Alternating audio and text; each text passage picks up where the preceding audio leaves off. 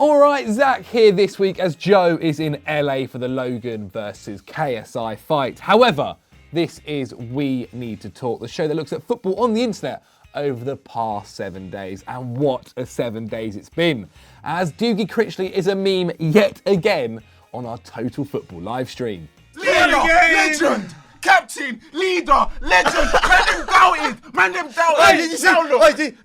Lampard's not even celebrating, he just took some water. Hector Bellerin unintentionally trolled Unai Emery. First of all, good evening everyone. And full footage of the Kolasinac incident was released, and it's fair to say the mugger is the one that's terrified.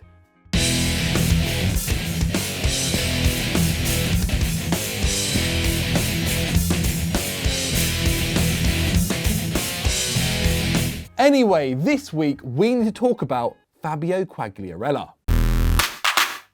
Winning the Capo Cannoniere last campaign and outscoring Cristiano Ronaldo, Quagliarella has only netted 1 in 9 appearances so far this season.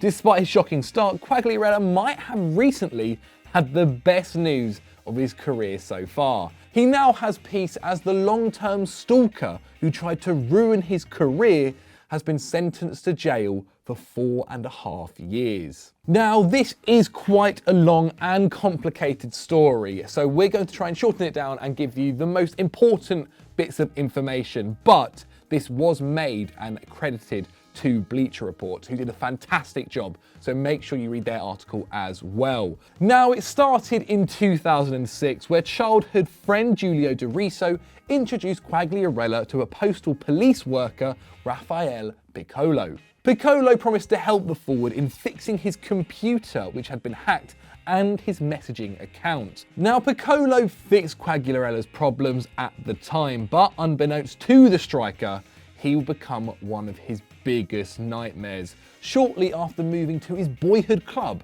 Napoli. Now, despite receiving the odd text and weird fan mail whilst at Udinese, once he returned home, these intensified, with his best pal De Riso also being targeted. Now, concerned with these messages, which included encrypted codes, Quagliarella went to his trustworthy pal Piccolo, who cleaned the phones for the pair of them, and the capped Italy international gave him some signed memorabilia as a thank you. However, it didn't stop there. Weird texts turned into death threats to Quagliarella and his family, with letters containing a photo of a coffin with the forward's face on it, and accusations of paedophilia being sent to Quagliarella's parents. And obviously it affected the forward. On the pitch, it became disastrous for Quagliarella. He went through a run of 10 league games without getting a goal at one point for the partner pay. And after hearing rumours of Quagliarella being accused of paedophilia, taking drugs and having close ties to the mafia, all created by his stalker and sent to the club offices, De Laurentiis took it up upon himself to get rid of the forward. He moved to Juventus on loan and moved there permanently the season after. And I think it's worth noting that if you're born in Napoli and you play for Napoli, you're considered a god. But if you do that and then move to their biggest rivals, you get a lot of hate. The whole city turned against him and labelled him as a traitor, with even his family getting abused by their fellow Neapolitans. Obviously, the stalker's actions followed Quagliarella to Turin, but his father visited the cop, Piccolo, for an update on the investigation. Now, Quagliarella Sr. noticed Piccolo become very nervous when asking to see some texts, doing some detective work himself. He called his son and said, "I think it's that shit Piccolo." And in 2010, a trip with De Riso and fellow acquaintance Giovanni Barelli finally put the jigsaw puzzle together. Piccolo had been the stalker the whole time.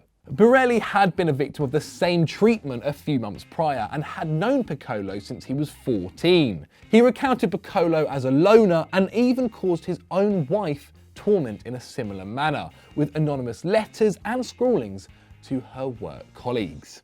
Once Barelli had found out that Piccolo had been making his life a misery, he confronted him and the threats stopped. But he couldn't prosecute a cop with such little evidence.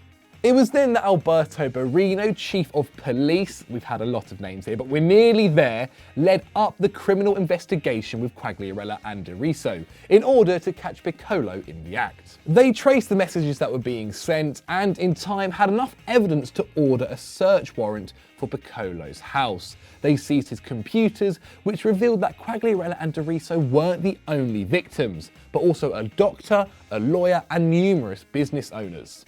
But now, after 10 years, the man that caused Quagliarella and his family a living hell is finally locked away for 4.5 years. Since the truth has been revealed, the Napoli faithful have also given their sincere apologies, with fans even chanting, "Dear Fabio, please forgive us, champion." Essentially, that's it. I mean, it's like a Scooby-Doo mystery. Even Mystery Incorporated would find this hard. Now we move on to the good, the bad, and the ugly, and we have to start off with the good. Now, if you don't remember a guy called Sean Cox, he was attacked before Liverpool's semi-final back in 2018 by Roma supporters. However, this week, he's going to be making his first return to Anfield against Man City on Sunday.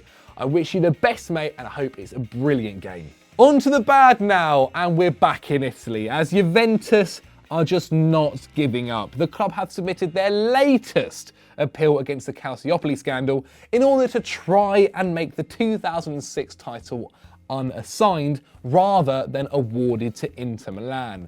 It's the 30th time they've appealed. Give it up, boys. Give it up. And finally, the ugly, where we head to Croatia after Ivan Gazdek, a footballer there, was red carded after kicking and killing a chicken during a game. He said, and I quote, "Chickens constantly enter the field, it gets full of shit. I feel sorry for the owner, so I sent her an apology and a new chicken. Afterwards, no one was thinking about it anymore. We ate goulash." Mate, football is such a weird world sometimes. So that's the end of this week's We Need to Talk. I hope you guys have enjoyed it. If you have, please leave a comment if there's any other stories that we've missed out on. If you've enjoyed this video, why not click on the one on screen right now where I interviewed Tammy Abraham and he spoke about his haters.